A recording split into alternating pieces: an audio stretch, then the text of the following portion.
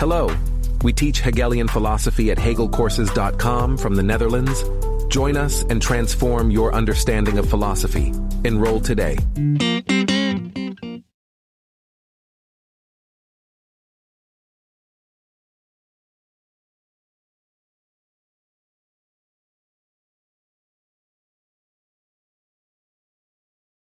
Welcome to our deep dive, everybody. Today we're going to be tackling Hegel. Oh boy. This one's a big one. So many people have questions about Hegel. It's true. You know, what does Hegel mean by spirit, by the absolute? And what is this phenomenology of spirit all about anyway? Yeah, and those are great questions. You sent in a ton of material. Yeah. We have excerpts from the Phenomenology of Spirit itself. Yeah. We have all sorts of really interesting commentary on it. We do. Yeah. And before we jump into the text itself, I think it's always good to kind of get oriented, like, where is Hegel coming from? Yeah, for sure. What's the background? What are the influences? Yeah, so, I mean, Hegel is coming right out of German idealism. So he's coming after Kant and Fichte.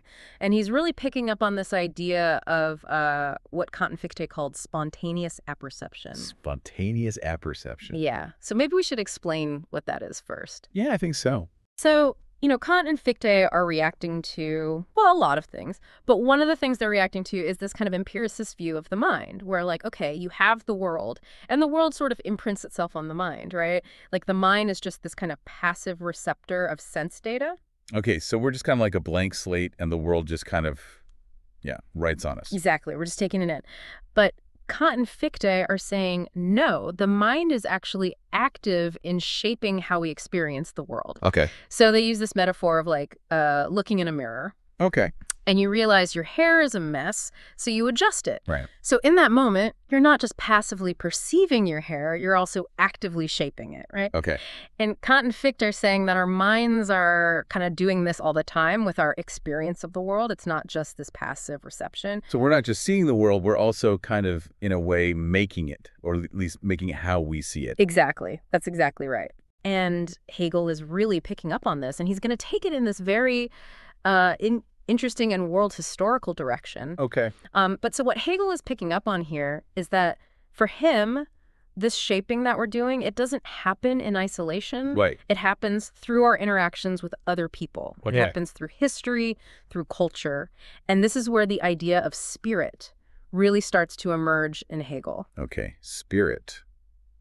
That's a big one. It is. I feel like whenever we hear that word, especially in the context of Hegel, it can sound a little, I don't know, spooky or mystical. Right? Is it like a ghost? Is it out there somewhere? Yeah. No, not at all. Okay.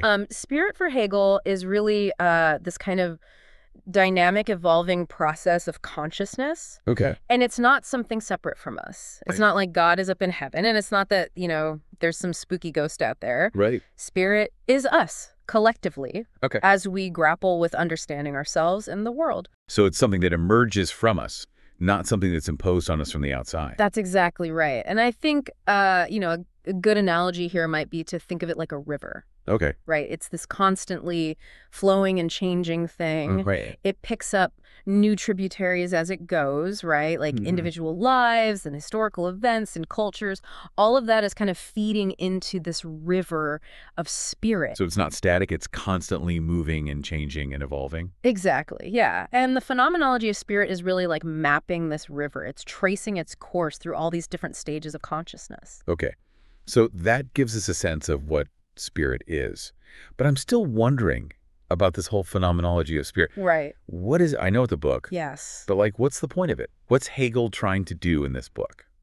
Yeah, so it's not really a book in the traditional sense. It's not like laying out a straightforward argument. Okay. It's more like he's guiding us through this experiential journey Yep. where consciousness kind of like encounters all these different contradictions, and Right. through these contradictions, it's forced to evolve. So it's not like he's giving us a set of propositions or arguments. Right. It's more like he's taking us on a journey. Yeah. Okay. And these sort of points on the journey, he calls them shapes of consciousness. Shapes of consciousness. Yeah. Okay. So it's like, I don't know, we're going on a roller coaster and he's taking us through all these loops and twists and turns. Yeah. But each one is kind of revealing a new perspective on things. Exactly. Yeah. And I think that's a good analogy because it can be a wild ride. And it is a wild ride. Yeah. But, okay, so we're on this roller coaster of consciousness. What's driving this roller coaster? How are we moving from one stage to the next? Yeah, so the engine of the roller coaster, if you will, Okay. is what Hegel calls reflection. Reflection. Right. So consciousness is constantly reflecting on itself, Okay.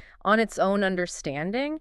And this reflection often reveals all these inconsistencies, these contradictions, which then force it to kind of move forward to a new understanding. So it's like we're looking in the mirror, but it's not just our hair that we're adjusting. It's our whole understanding of reality. Exactly. Oh. Yeah. And each time we make an adjustment, we're not just destroying the old understanding. Right.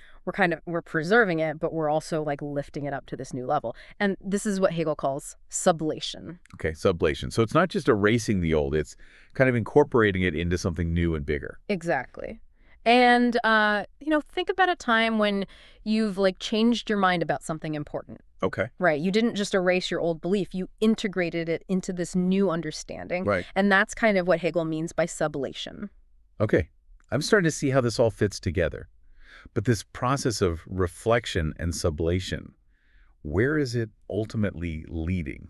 Well, that's a great question. And that brings us to what Hegel calls the absolute. Uh-oh. Yeah. The absolute. The big one. Here we go. All right, lay it on me. What is this absolute? Okay, well, maybe we should save that for next time, because I think we could probably spend a whole episode just talking about the absolute. Oh, I think you're right. I think you're right about that. Yeah, but I'll just give you a little teaser. Okay. It's not what you might think. Okay. It's not some kind of mystical state or some separate realm. Okay. The absolute for Hegel is really the culmination of this whole journey of spirit. It's the point where consciousness achieves complete self-knowledge. Okay. Well, I am on the edge of my seat. I cannot wait to dive into the absolute next time. But for now, I think we've given our listeners a lot to chew on. So join us next time when we tackle the absolute. I can't wait. Hello. We teach Hegelian philosophy at HegelCourses.com from the Netherlands. Join us and transform your understanding of philosophy. Enroll today.